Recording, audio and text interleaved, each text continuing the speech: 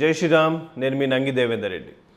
Gulf దేశాల్లో నివసిస్తున్న ప్రవాసులకు, Gulf దేశాల నుంచి వాపస్ వచ్చి తిరిగి ఇక్కడ సెటిల్ అయినటువంటి నా సోదరులకు నేను ఒక చిన్న మనవి చేద్దామని ఈ వీడియో చేస్తున్నా. ఈరోజు కేంద్రంలోని భారతీయ జనతా పార్టీ నరేంద్ర మోడీ గారు మన గల్ఫ్ కార్మికులకు ఏం చేశారు, ఏం చేయలేదు అనే అంశం మీద నేను మీకు చిన్నగా వివరించే ప్రయత్నం చేస్తా.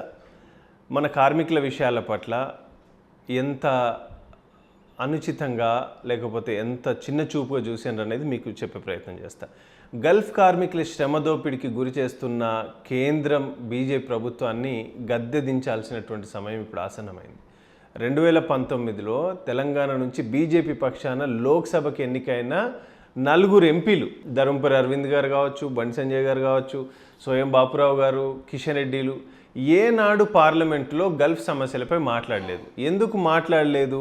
అసలు సమస్యలే లేవా అంటే చాలా సమస్యలు ఉన్నాయి. అవి ఏంటో కూడా మీకు చెప్పే ప్రయత్నం చేస్తా. విదేశాల్లో పనిచేస్తున్న మన కార్మికులకు కనీస వేతనాలను నిర్ణయించాలని 2010లో అప్పటి యూపీఏ సర్కార్, 2010లో అంటే అప్పుడు మన్మోహన్ సింగ్ గారి సర్కార్లో యూపీఏ సర్కార్ ప్రయత్నాలు ప్రారంభించింది.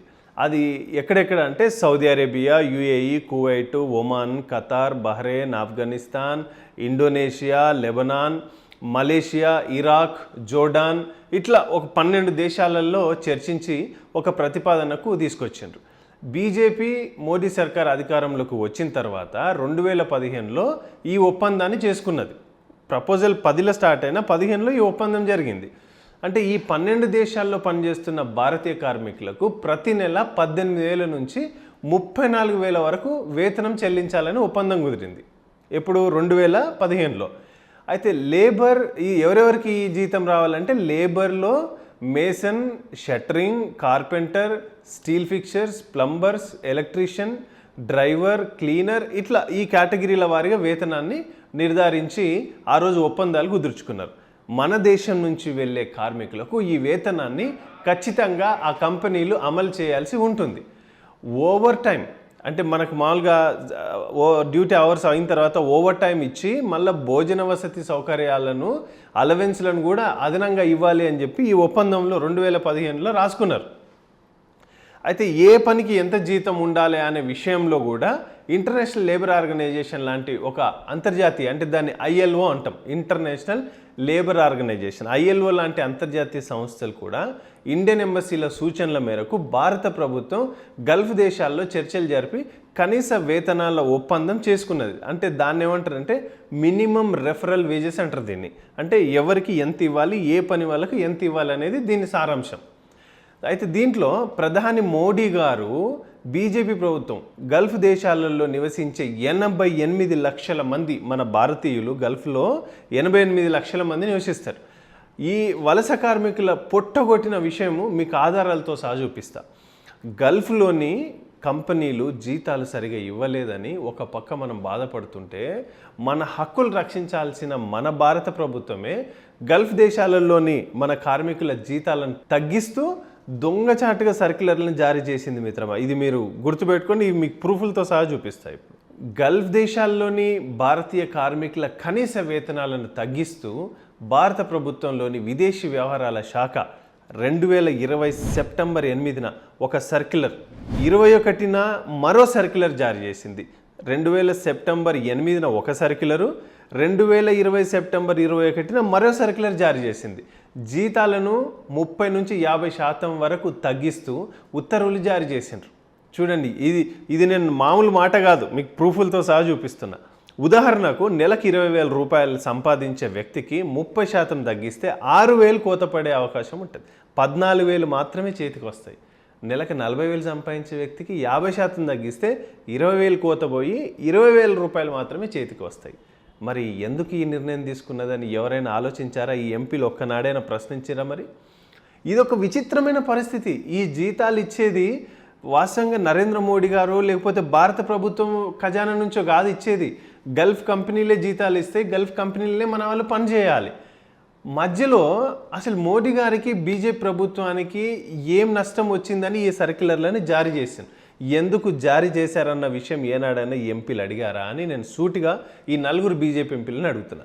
ఇక ఎక్కువ జీతాలు ఇవ్వాలని అడగాల్సింది ఇంకా అంటే ఎంపీలు ఏం చేయాలో తగ్గించుడు కాదు సార్, ఇంకా ఎక్కువ జీతాలు ఇవ్వాలని అడగాల్సింది పోయి మన కార్మికులకు పొట్టగొట్టే గల్ఫ్ కంపెనీ యజమానులకు లాభం చేకూర్చేలాగా ఈ నిర్ణయాన్ని తీసుకున్నారు. అంటే దీని వెనక ఏం మతలబు ఉంది అసలు? అయితే మన పక్క దేశాలు ఏదైతే బంగ్లాదేశ్, పాకిస్తాన్, శ్రీలంక, నేపాల్, ఫిలిప్పీన్స్ తదితర దేశాలు గల్ఫ్ కార్మికులకు గల్ఫ్ దేశాల్లో పనిచేస్తారు. ఏ దేశం కూడా వారి కార్మికుల జీతాలు తగ్గించమని ఎవ్వరూ సర్క్యులర్లు జారీ చేయలేదు. విచిత్రంగా మన భారతదేశం మాత్రమే మన కార్మికులకు జీతాలు తగ్గించమని ఈ సర్క్యులర్లు జారీ చేసింది. ఇక్కడ భారతదేశంలో ఉపాధి లేకనే మన కార్మికులందరూ వాస్తవంగా గల్ఫ్ దేశాలకు పోతున్నారు. ఇట్లా మామూలుగా సామెత ఉంటుంది కదా, అమ్మ పెట్టదు అడుగు తిననీయదు అన్నట్టు ఇంత దారుణంగా ఒడిగట్టిన పరిస్థితి ఇవ్వాలని మీకు ప్రూఫ్లతో సహా చూపిస్తున్నా. గల్ఫ్ కార్మికులకు జీతాలు తగ్గిస్తూ కేంద్రం జారీ చేసిన సర్క్యులర్లను ఉపసంహరించుకోవాలని డిమాండ్ చేస్తూ ప్రముఖ అంతర్జాతీయ కార్మిక నాయకుడు మన తెలంగాణ వాసి కరీంనగర్ బిడ్డ మందా భీమిరెడ్డి గారు వారి నాయకత్వంలో దేశవ్యాప్తంగా ఉన్న పలు ప్రవాసీ సంఘాలను ఒకటై ఉద్యమించారు నాడు ఢిల్లీలో. Telangana Gulf workers joint action అంటే జేఏసీ ఉంది తెలంగాణలో. ఈ జేఏసీ ఉద్యమంలో ఒక పాత్ర రవిగౌడ్ అని చెప్పి గుగ్గిల రవిగౌడ్ గారు ప్రముఖ పాత్ర వహించి ఇక్కడ నుంచి అందరూ కూడా ఢిల్లీకి పోయినరు రిప్రజెంటేషన్ తీసుకొని, ఏంది సార్ ఇట్లా చేసినరు అని చెప్పి. ఈ పార్లమెంట్ ఉభయ సభల్లో ఆ రోజు పార్లమెంట్ జరుగుతుంటే ఉభయ సభల్లో ఈ ప్రశ్నలు సంధించేలాగా జేఏసీ ఆ రోజు కృషి చేసింది. ఆ జేఏసీలో ఒక న్యాయవాది అయిన ఎమ్మెల్సీ ఎవరు ఈ జాయింట్ యాక్షన్ కమిటీకి గౌరవాధ్యక్షులు ఈ సంఘాలకు న్యాయవాది అయిన జీవన్ రెడ్డి గారి సూచనల మేరకు ఆ రోజు హైకోర్టులో ప్రజా ప్రయోజనాల వాద్యం అంటాం, అంటే పిల్ అంటాం దాన్ని, ఆ పిల్ వేయడం జరిగింది. మందా భీమిరెడ్డి గారు అధ్యక్షులుగా ఉన్న ఎమిగ్రెంట్స్ వెల్ఫేర్ ఫోరం అని ఒక ఫోరం ఉంటుంది. ఆ ఫోరం ద్వారా ఈ పిల్ని దాఖలు చేసినారు. ఆ రోజు 88 లక్షల మంది భారతీయ కార్మికుల జీవన భద్రతకు సంబంధించిన వేతనాల తగ్గింపు విషయాన్ని హైకోర్టు విచారణకు స్వీకరించింది. ఆ రోజు చివరికి దిగి వచ్చిన కేంద్రం బీజేపీ ప్రభుత్వం, అంటే బీజేపీ ప్రభుత్వం ఈ సర్క్యులర్లను ఉపసంహరించుకున్నది. ఒకవేళ ఈ సర్క్యులర్లు కానీ ఉపసంహరించుకోకపోతే ఇవాళ మన వాళ్ళకు 30 నుంచి 50% జీతాలలో కోతపడేది. ఇంత దారుణంగా వ్యవహరించింది. గల్ఫ్ కార్మికుల హక్కుల రక్షణ కోసం మనం వెన్నంటి ఉన్న గల్ఫ్ కార్మిక సంఘాల గౌరవాధ్యక్షులు జీవన్ రెడ్డి గారు ప్రస్తుతం కాంగ్రెస్ పార్టీ అభ్యర్థిగా నిజామాబాద్ నుంచి ఎంపీగా పోటీ చేస్తున్నారు. మిత్రులారా, మన గల్ఫ్ కార్మికులు, గల్ఫ్ ప్రవాసీలు, ఇతర దేశాల్లో ఉన్నటువంటి ప్రవాసీలు, నిజామాబాద్ వాళ్ళు, కరీంనగర్ ప్లస్ జైరాబాద్, అటు ఆదిలాబాద్, ఇటు పెద్దపల్లి, వీళ్ళందరూ కూడా మన గల్ఫ్ కార్మికుల ఆత్మబంధు గల్ఫ్ బోర్డ్ ఎన్ఆర్ఐ పాలసీ ఏర్పాటుకు ముఖ్యమంత్రి రేవంత్ రెడ్డి గారిని ఒప్పించిన మన జీవనన్నకు మనం అందరం కూడా ఓటు వేసి భారీ మెజారిటీతో గెలిపించుకోవాల్సినటువంటి అవసరం ఉంది. ఎందుకంటే ఒక జీవన్ రెడ్డి గారు గెలిస్తే ఒకరు గెలిచినట్టు కాదు, 15 లక్షల మంది గల్ఫ్ కార్మికులు ఇలా గెలిచినట్టు. మన గలాన్ని, మన సమస్యల్ని పార్లమెంట్లో వినిపిస్తారు, సెంట్రల్లో కొట్లాడతారు, అవసరమైతే ఇక్కడ రాష్ట్రంతో కూడా మనకు సంధిగా ఉండి అన్ని పనులు చేస్తారు. గల్ఫ్ దేశాలలో ఉన్న బీజేపీ అభిమానులు, బీఆర్ఎస్ అభిమానులను కూడా ఒక్కసారి ఆలోచించుకోండి మిత్రులారా. గల్ఫ్ కార్మికుల గొంతుగా ఢిల్లీలో పార్లమెంట్లో వినిపించడానికి పార్టీలకు అతీతంగా మన గల్ఫ్ కార్మిక కుటుంబాలకు జీవనన్న మద్దతు ఇవ్వాలి, చాలా అవసరం. జీవనన్న గెలిస్తే ప్రతి గల్ఫ్ కార్మికుడు గెలిచినట్టే, దీనిలో ఎట్లాంటి సందేహం లేదు.